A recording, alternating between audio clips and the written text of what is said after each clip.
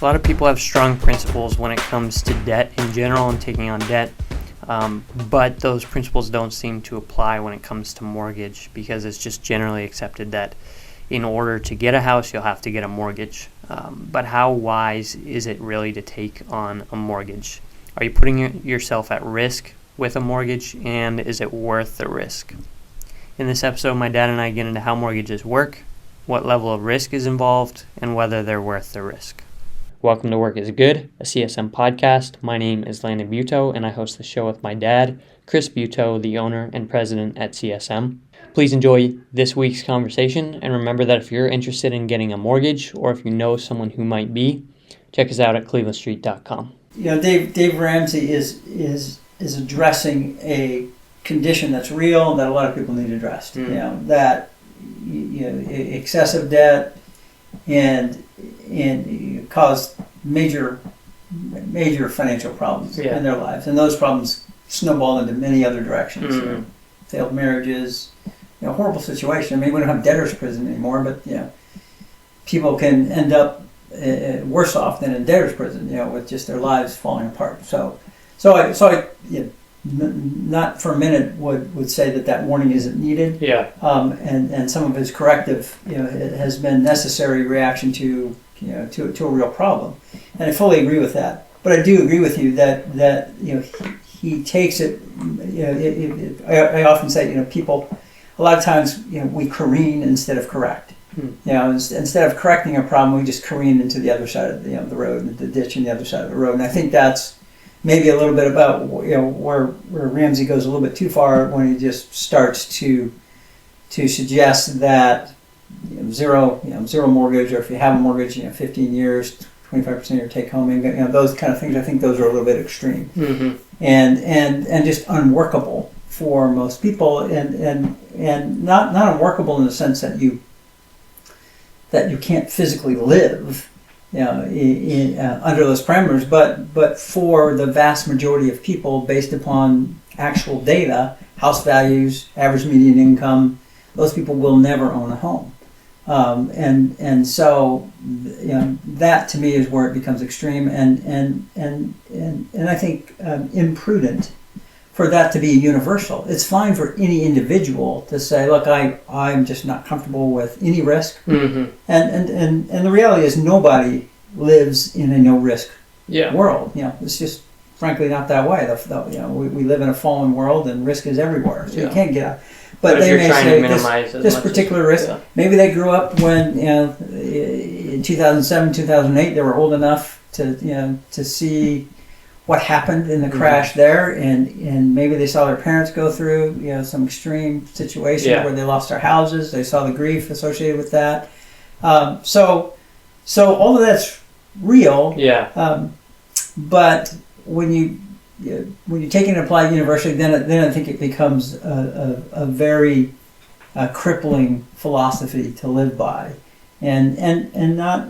Not one I think that most people will really thrive under. So debt itself, we have, which you came up with, which I love. That sort of tagline, "Thank God for mortgages." I love that, because mortgages are probably the greatest wealth creator in the United States. Bar none. I mean, it's because you have the exceptional individuals like Elon Musk or Jeff Bezos, who can make billions and trillions of dollars and become wealthy that way, but they're the extreme rare individual. And then you have 300 million or more people in the United States, and the vast majority of us can buy a house with a mortgage.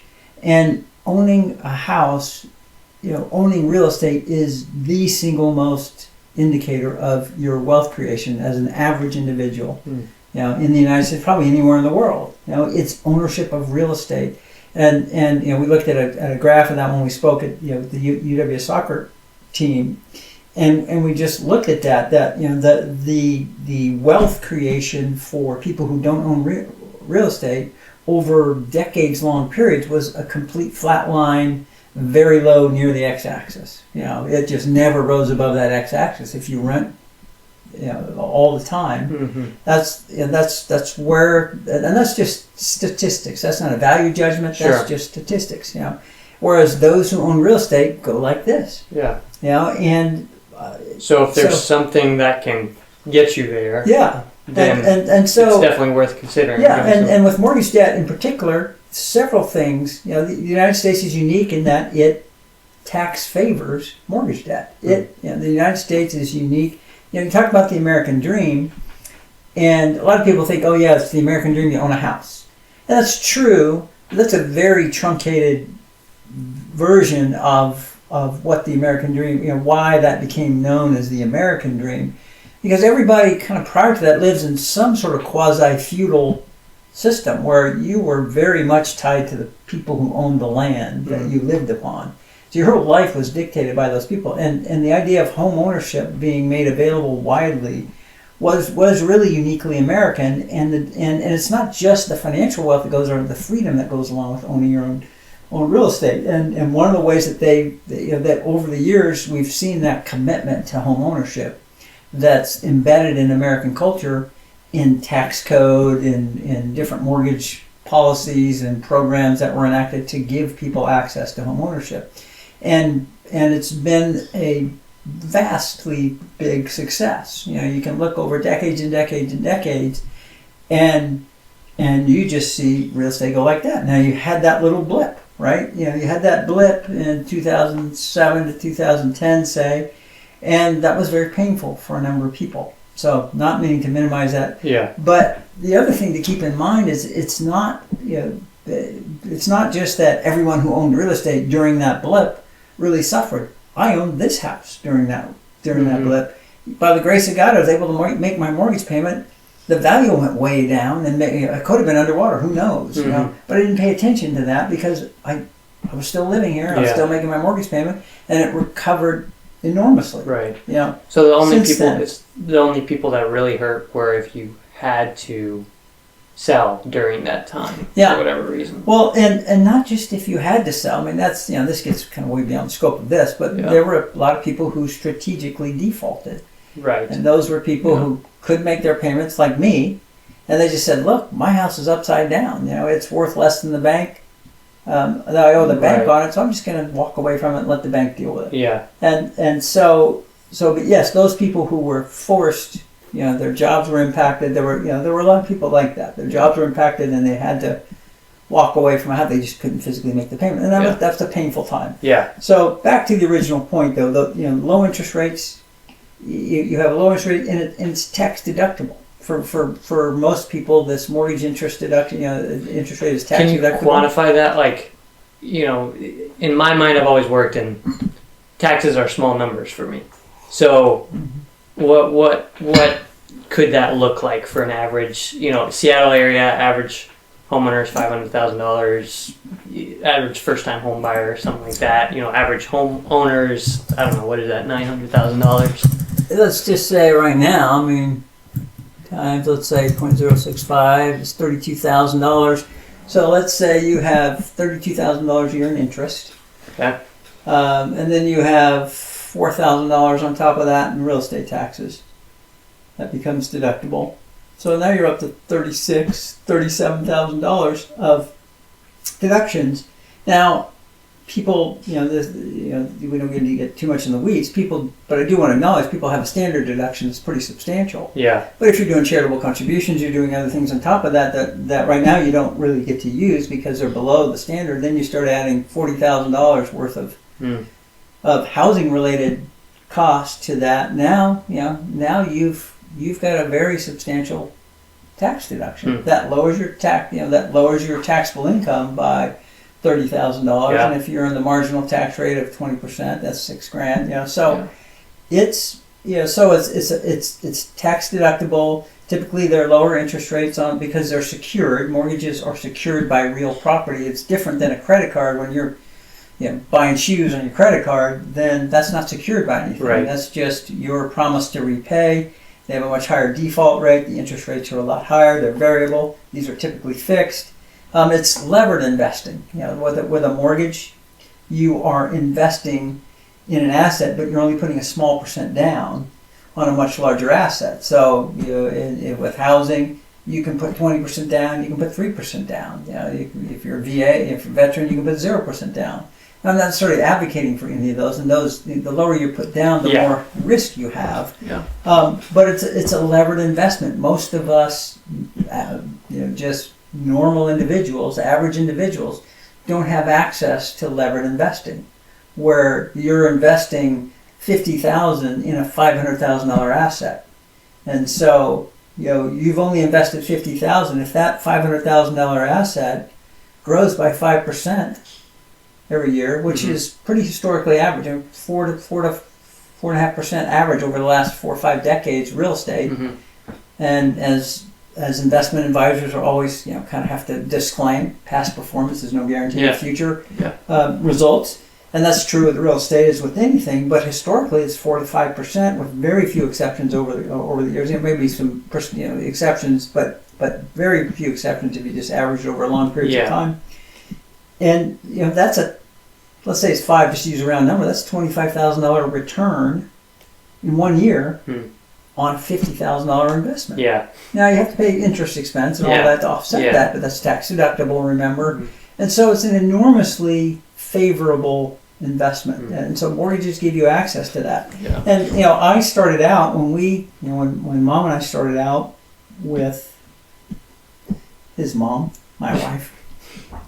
When we started out, good clarification, looking to buy a house. I mean, our ideal was no debt. Let's buy it. And this was, mind you, when houses were $77,000. Our first house we bought was $77,000.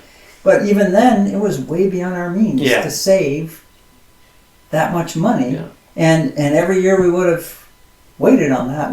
Prices would have accelerated, and you just So it's a way to invest. It's a levered investment. It's secured by an asset, and it's a non-depreciating asset. It's like when you finance a car, and I'm not, cars are kind of in the middle. Credit cards, to me, credit cards are like the worst type of debt. Yeah. And you should be, really, normally if you're just building up, a lot of times when you're building up credit card debt, it's because you're living beyond your means, right? And I don't want to make that as a universal judgment. There's all kinds of reasons for people, but a lot of times people are just spending more than they're able to pay for every month, and they're buying consumables, vacations, TVs, clothing, whatever. They're buying these consumables that don't last, and they're not paying for them. They're going to pay for them at a later date. And there's and so that's very bad debt. But this is secured by the land. So that's the other thing about mortgage. Yes, it's a risk. Values can go down, but it's not something like a car. If you finance a car, if you finance over too long of a period of time, that is a depreciating asset. Right. That car is not going to last forever. Yeah. And it's going to become unreliable at some point. And so if you're going to finance a car, you're going to want to pay that off for a relatively short period of time. But a mortgage, you're on a piece of dirt. You're on land. It is going to last forever in a sense. It's going to be around for a very long time. It's not, and typically it's an appreciating asset, and it increases your net worth. The other thing about mortgage debt is it's not like you are consuming something that you otherwise couldn't afford. It's you're paying an unavoidable cost in a mortgage. You're going to pay someone for housing. You have to live somewhere, and you're going to pay someone for housing. Yeah. And so, are you going to pay a landlord for housing? So it's not like mortgage. You're saying, hey, it would be nice to have a mortgage. I'm going to go. It'd be nice to have a house. Yeah. And it's an expense that you otherwise aren't paying. No, you're paying something. You're paying rent. You're paying. And especially as you get older and you have a family, that cost grows. And so the other thing about a mortgage is you're fixing that cost in. Right. Yeah, now your real estate taxes. And you can quantify not just the monthly payment of mortgage versus rent, but I guess you could call it the monthly cost, because if you take out what you're keeping in the house, what you're putting into the house from your mortgage payment, and then compare what's left of just the cost side of your payment. You mean the principal portion of your payment? Yeah, if you take out the principal. Yeah. then No, that's a good point. and then you're just comparing, your rent monthly payment versus then Yeah. everything besides principal. Then besides just the fact that you have to do one or the other, when you look at it like that, the cost of both is I don't know what if you've compared like the average livable situation. No, that's a great but- that's a great point, and it's very relevant, to this conversation. And certainly, from a cash flow basis, sometimes the outflow That is makes higher. You sense. have to be able Yeah. to afford it. But you're absolutely right in making sure that you understand that if you're paying $2,000 a month on a mortgage payment, there's a portion of that that's principal that you're just paying back. that you will You're get paying back. that down, Yeah. so you're getting that every month, and that's not a cost to you. You're just paying that back, and then if you factor in on top of that the tax benefit, right? Because rent is not Sure. tax deductible, and so then if you factor in the tax benefit of that, then you really are getting to the point where, from an actual cost standpoint, you may be very close, or you may be even better with the mortgage. Yeah. Than with the rent, and with the rent you're not gaining any equity. That's just something. So there's a lot of upside. Yeah. What is the possible risk? How are if for whatever reason I had to default, or what other risks are involved? Can the bank just randomly call in my loan if they want to? Because for me, for average consumer, you just kind of trust the mortgage, and you probably don't ask too many questions, and so you probably don't know, if they got in a fix, if the bank got in a fix, could they call in your loan? What are all the risks? Yeah. So just to answer your direct question, your mortgage, your loan, you have a promissory note, that's the loan, and then the mortgage is the security instrument. It's secured, your loan, your agreement to repay the company, the lender, over a 30-year period, and it stipulates what the monthly payment, and then it's secured by a deed of trust. And that deed of trust is 16 pages of your responsibilities. Things that you must do, things that you can't do, as long as that property is securing that debt until that debt is extinguished. And that's there's some you can't store large amounts of hazardous waste materials, and you can't tear down the property. You can't so there are responsibilities you have, and including those responsibilities there's acceleration clauses in the mortgage that says that if you do any of these things, then it becomes immediately payable. That loan is no longer, but as long as you, and the most common thing is you stop making your payments. Yeah. Right? You stop making your payments, and they can call the loan, and then they can foreclose on it if you don't satisfy the debt. Yeah. And that's a longish process. I mean, there are a lot of protections built into our laws that give people a fairly long period of time before they miss that first payment, and when the bank could actually go for auction and sell your property. But that is possible, and there are other things that if you became a meth house, or there's if you started doing things and they somehow caught wind of it, it's very rare that they would even catch wind of something if you're making your mortgage payments. Yeah. As long as you're making your mortgage payments, it's very unlikely that they're going to know anything more about you other than the fact that your mortgage payments are made on time. But yes, those things, and then and then the real. So the risks are, that's one, the risk of default are associated with, I'll lose my job. And then that's tied to how much you put down. And I encourage people to buy real estate. I think it's a great investment. I do generally want people to believe that they're going to be in that house for about 5 years. And that's not a hard rule, but I think that, to me, that feels reasonable in terms of, I feel like I'm going to be in here for 5 years. That gives you time to get some appreciation. So even if you put a lower amount down, if you have reasonable appreciation over that 5-year period of time, then when you go to sell, there are high selling costs associated with real estate. Yeah. When you sell, a share of stock, the selling costs aren't that great. When you sell a house, it's not 10%. I use 10% conservatively. But it can be anywhere from 7 to 10% if you use a real estate agent to sell your house, which I think most people should do. I think you get your money's worth. But that's 7 to 10%. Let's say, be really conservative, that's 10% selling cost. And so if you only put 3% down to begin with, and then a year into it, you lose your job, you can't make your payments, you want to sell the house, you may not have enough equity to cover what is needed to sell the house, pay the selling costs, pay off the mortgage in full. So those are the types of risk that you run into when you buy a house, and so that's the situation where that could cause some pain. Yeah. And how does the process work of the debt being held and sold? What is the secondary mortgage market? How does that work? So the vast majority, I think the last stat I saw was like 70% of mortgages in the United States are owned by Fannie Mae and Freddie Mac. And Fannie Mae and Freddie Mac were created kind of so Fannie Mae was created part of the kind of the New Deal. FHA was created just 3 years or 4 years before that. Also part of kind of the post-Depression era, where they were saying, hey, we've got all these people and we're coming out of the Depression and they have no way to get houses. And they created FHA to kind of low down payment and just more liberal underwriting policies. And then Fannie Mae was created in 38, I think 1938, similar type of premise, except this was going to be a private enterprise.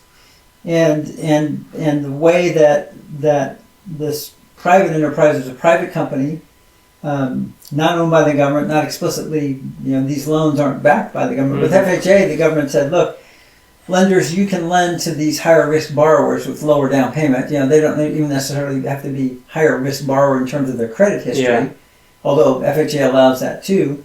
But higher risk just in terms of, hey, we're putting less down, so higher risk loans. Yeah. And we will guarantee that if you lose money on that, we'll guarantee a portion of that first level of loss. So your loss is only in the event that the market goes way down and you can't recover. Whereas when Fannie was created, they said, look, we're not going to guarantee, but we're going to take this private company, Fannie Mae, and we'll be your guarantor of any money you borrow. So they borrow money on the open market. They issue bonds, and people invest in bonds all the time. People invest in bonds the big companies issue bonds to borrow money. Yeah. And people buy those bonds because they think that company is a good risk, but that company is a risk. Whereas if you're backed by the federal government's never defaulted on the debt. Now, that could happen a week from now. Yeah. Right? We have this big political debate going on about the debt ceiling and all that. We've been here before, but the federal government's never defaulted on a debt. And so the risk is extremely low, and therefore Fannie and Freddie are able to go, Fannie Mae at the time was able to go out and borrow more inexpensively at lower interest rates, so then they could turn around and lend to us. And so when they're getting this effectively government subsidized cost of money, most people were saying, look, I want to get in your box because it's cheaper. FHA was more expensive. It's always been more expensive. Well, historically it's been more expensive.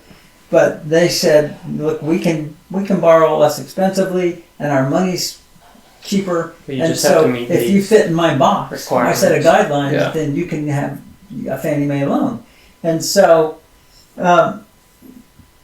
secondary market. So they go out and they borrow money. We broker to UWM. Yeah. So we take our customers' loans and UWM owns them. Well, technically no. UWM and then the 10 other wholesalers that we have relationships with, they all operate the same way. Basically, they go and they have a massive line of credit, and what they call a warehouse line of credit. They have a massive amount of capital, but it's not enough capital to just do the amount of volume they do every year. They're turning that over and over and over again every month.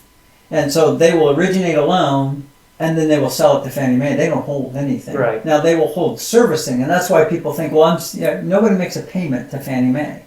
Nobody makes a payment to Freddie Mac. They don't service anything. They go out to different lenders and say, look, you're good at servicing. And so United Wholesale Mortgage, or UWM, or any of the other lenders we work with, they will transfer this over, and then sometimes they'll retain servicing. And so Fannie owns the loan, but UWM is who you get your statement from every month. and they're who you interact with, and the vast majority of people have no sort of awareness of they'll get a notice in the mail, Yeah. a couple of months later saying your loan's been transferred to Fannie Mae. Yeah.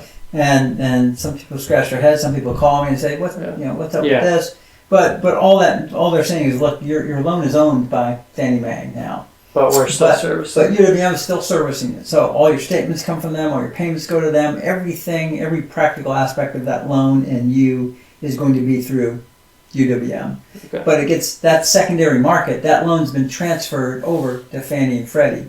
And Fannie, technically the secondary market, that's where they buy that. And then they will go out and borrow money.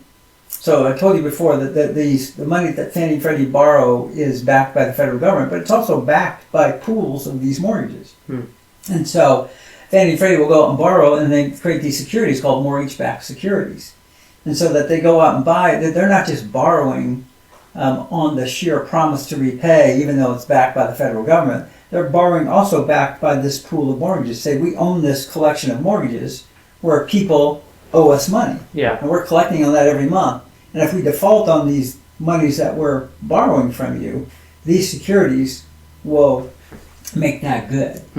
And so that's probably a pretty stumbling, mumbling way through the secondary market. But it's simple. Yeah. Great. Well, I mean, there's a lot there, probably more than a lot of people are interested in. But it's just kind of a vague concept, even working in it for a year to me. So it's helpful to, it's a debt, but don't know all the intricacies of where the risk lies and where it goes and who owns it. And so it's all super helpful. Anything you had to conclude? Or maybe the only thing I'd add, this is pretty ancillary to the whole conversation, but Freddie Mac was brought into the equation many years later, like 1974, basically to provide competition for Fannie Mae. So the government created this, this company, and it's privately owned, and people are being privately enriched by it, which is great. Love capitalism. I think it's wonderful. But when you have a government deciding who wins, and it's like we're going to favor you, that becomes a government-created monopoly.